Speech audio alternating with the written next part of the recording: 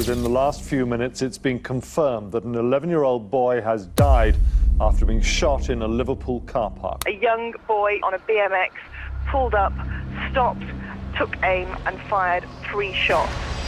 Reece Jones is only 11 years old, a completely normal boy, spending his summer holidays with his family, and everything in his life revolves around football.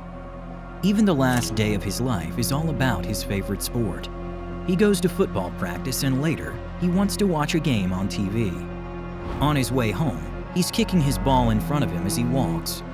But even though Reece Jones only has to walk a few hundred meters from the training field to get home, he will die right there, in the middle of that short walk. The little boy is killed right out in the street, and the background of this case is even more shocking than anyone might first imagine.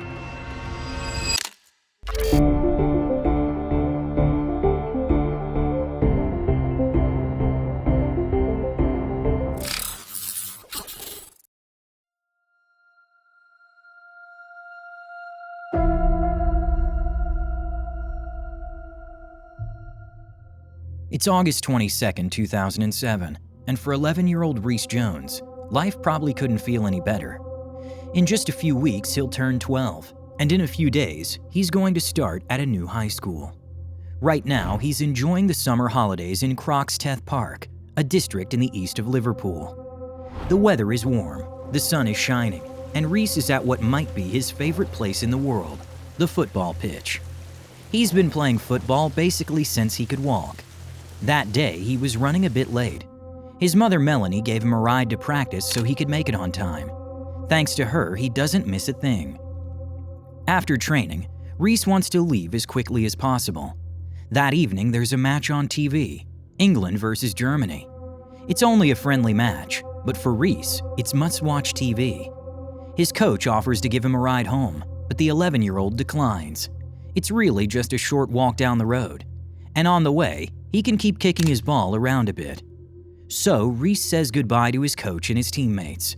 He starts walking down the street that leads straight from the football pitch to his parents' house, until suddenly, out of nowhere, 3 gunshots ring out. When Reece's coach follows the sound of the gunshots to see what's going on, he sees the boy lying motionless on the pavement. One of the 3 bullets has hit Reece directly in the neck. The scene on the street is chaotic. It's a warm summer evening, and quite a few people are out and about. Within minutes, a crowd gathers around the spot where it all happened. Most likely, no one can make sense of what just occurred.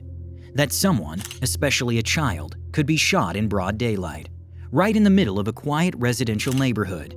It's something that's simply impossible to grasp.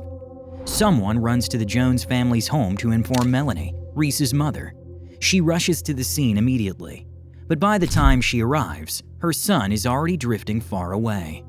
Reece's eyes are wide open, and blood is coming from his mouth.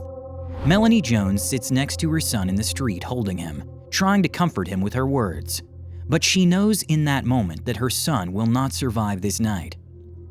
Of course, the emergency services still try everything to save Reece. He is taken to a nearby hospital. His parents, Melanie and Stephen, stand beside his hospital bed and talk to him, while doctors desperately try to stabilize him. But he has lost too much blood.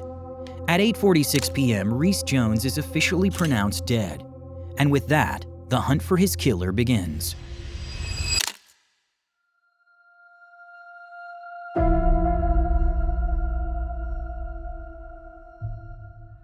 The crime scene is located at the Fir Tree Pub in Liverpool. Reece had been crossing the pub's parking lot on his way home when he was shot. Altogether, the shooter fired 3 shots. The first bullet hit a BMW, ricocheted off the car, and went through a trash bin. The second shot hit Reece directly in the neck. Although the young boy immediately collapsed to the ground, the shooter still fired a 3rd shot in the same direction. But Reece Jones was not the intended target. As strange as it may sound, to the shooter, Reece was simply in the way, standing in the line of fire between the weapon and the shooter's real target, a group of young men. More on that in a moment. Several people were able to observe the shooter. He was riding a silver bicycle and wearing a hooded sweatshirt. The weapon used was a long black handgun. After firing, the man fled on his bicycle in the direction of Old Cross Road in Croxteth Park. In Croxteth, rumors started spreading immediately. But the one piece of luck in this tragedy is that there were witnesses, and the Fir Tree pub had a surveillance system. Police reviewed the footage and very quickly found video showing the killer himself. But soon after, reality hits hard. The footage is extremely pixelated, and the suspected shooter is only visible from a distance. That meant the police are even more dependent on help from the public than they already were. All witnesses point the investigators in one particular direction, toward a youth gang known as the Croxteth Crew. But this is not just a harmless group of teenagers. The Croxteth Crew is a gang already well known to police, with a structured organization and clear ties to drug crime. One of the members of the gang's youth division is a 16-year-old named Sean Mercer. Sean shows an almost fanatical loyalty to his home neighborhood in Liverpool. The gang plays a major role in his life. In 2007, Sean is just about to be promoted from the youth wing of the gang into the adult circle of full members. But the residents of Croxteth get to him first. When young Reese Jones is murdered in broad daylight, Sean Mercer's name is quickly brought up as a possible suspect. That's why, just 3 days after Reese's death, Sean is brought in for questioning at the police station. Sean claims that on the evening of August 22nd, he was out with his friend Dean Kelly, and therefore has an alibi. He is backed up, not just by Dean, but also by other friends from the gang, and even by his own mother. Still, the police are absolutely convinced that he is the one who murdered Reese. About a dozen witnesses come forward, and all of them give the same name. What's missing is the evidence, and the police now begin the long and painstaking process of collecting it piece by piece over the coming months. For Reese's parents, it is a huge shock when their son's death is suddenly linked to gang violence. The Jones family lives in Croxteth Park, but the Croxteth Crew, the gang involved, is active in Croxteth, a different neighboring district. Melanie and Stephen Jones had maybe once briefly read in the newspaper that a gang from Croxteth had some kind of trouble with a rival gang from Norris Green. But that was it, just a minor news story, something that had nothing to do with their own lives or daily reality. Croxteth Park isn't some kind of rundown area. It's just a normal residential neighborhood, mostly home to families. That Reese would get caught in the crossfire between two gangs, in that place of all places, seems almost unbelievable to his parents. But Melanie and Stephen Jones also say that they trusted the police at every step. The two remain in close contact with the investigators, and they are kept informed about every development in the case. That helps them not only to process what happened, but also to gain the certainty that the case will be solved. While the public is not informed, the Jones family is aware of the possible involvement of Sean Mercer and his gang. And Melanie and Stephen are convinced that the detectives will gather the necessary evidence for a conviction. And that is exactly what happens. Step by step, the police begin to piece the puzzle together. The circumstances behind Reese's murder become clearer and more tragic.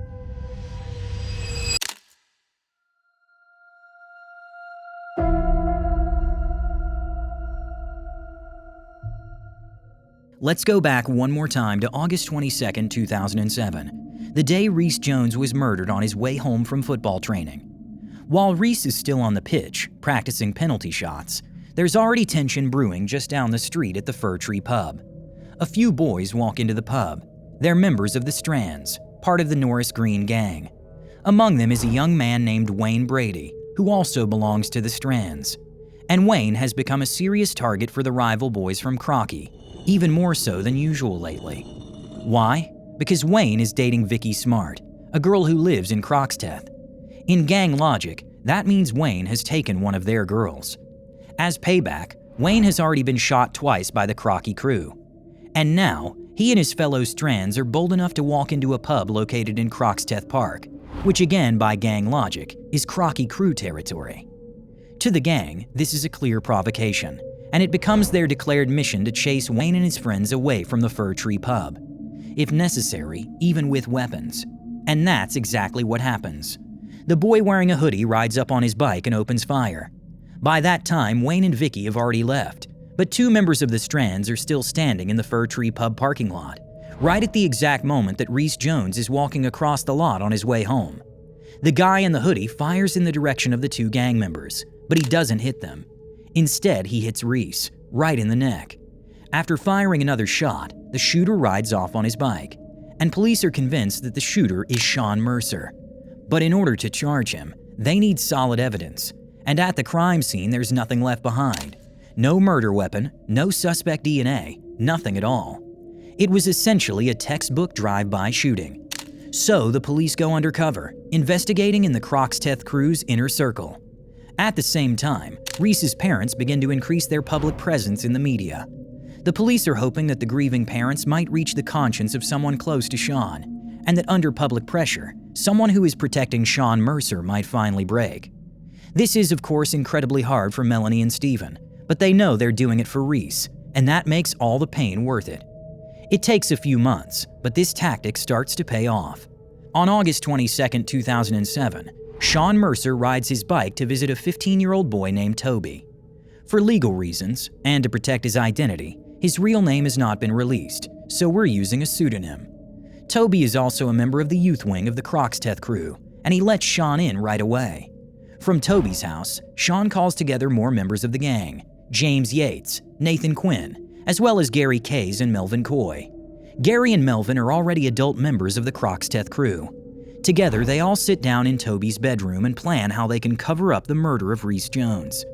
They come up with a strategy to create an alibi for Sean Mercer. The two adult gang members, Gary and Melvin, take Sean to a remote warehouse. There, they douse him in petrol in an attempt to remove all evidence, like gunpowder residue. After that, they burn his clothes. They're convinced that this will fool the police and the forensic investigators. But what they didn't count on was Toby's mother. She notices the suspicious visitors her son is receiving, and unlike her son, Toby's mother doesn't hesitate to tell the police what she saw when she's questioned. And eventually, during a police interview, Toby does tell the investigators about the cover-up of Reese Jones's murder. However, Toby refuses to testify in court against Sean Mercer.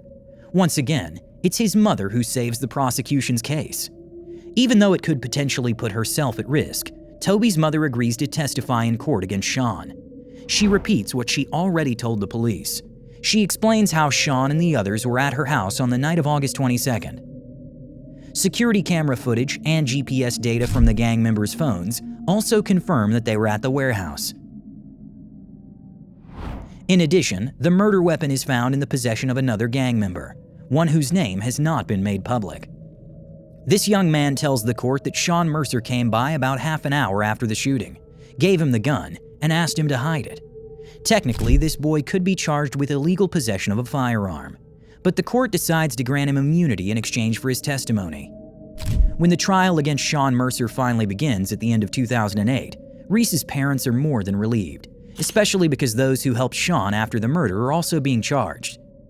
James Yates, Gary Kays, Melvin Coy, Nathan Quinn, and Toby all have to answer in court just like the main perpetrator. They are charged with assisting an offender, and all of them are convicted. Gary Kays and Melvin Coy, who are both adults, are sentenced to 7 years in prison each. The main focus, of course, is on Sean Mercer. He is sentenced to life in prison for the murder of Reese Jones. He will have to serve at least 22 years before becoming eligible for parole. That means he won't be released before 2030, when he will be around 40 years old. Reese's parents are deeply grateful both to the police and the justice system for solving their son's murder so thoroughly. They also feel that the life sentence for Sean Mercer is justified. However, Melanie Jones is deeply troubled by the fact that life in prison doesn't actually mean for life. In an interview, she says that she and her husband did receive a life sentence, a life without their son, a son who was senselessly shot at the age of just 11 years old. Creating a not-too-sad ending to a video like this one isn't always easy, but in Reese's case, there is something that does offer a small sense of comfort, especially when you see it in the context of such a terrible crime. Reese was a huge football fan. Growing up in Liverpool, that means you've got two big clubs to choose from, Liverpool FC or Everton FC. Reese was an Everton fan. He was at every home game. He, his parents, and his brother all had season tickets. The club stepped in quickly after Reese's murder to support the family and even help move the investigation forward. Several Everton players attended Reese's funeral, and even Liverpool FC paid tribute to him. The club invited Reese's parents and his brother to a match against Toulouse. Even though the Jones family came to Liverpool Stadium wearing the shirts of Everton, the rival team, they were warmly welcomed by all the fans. Before the game, there was no minute of silence. Instead, there was a full minute of applause in memory of Reese. And then, they played the intro theme of his favorite TV show, Z-Cars, in the stadium, a theme song that is also traditionally played at Everton home games. Reese's story was also turned into a TV series. The 4-part miniseries Little Boy Blue is available on the British platform ITV. And with that, we've reached the end of today's video. Feel free to share your thoughts on the case in the comments or leave a like. You'll also be helping the channel, because every bit of interaction increases the chances that this video gets suggested to people who haven't yet subscribed to Truthscape. And I hope to see you again in the next video. Here you can find the next chilling case. Until then, see you soon. Stay safe.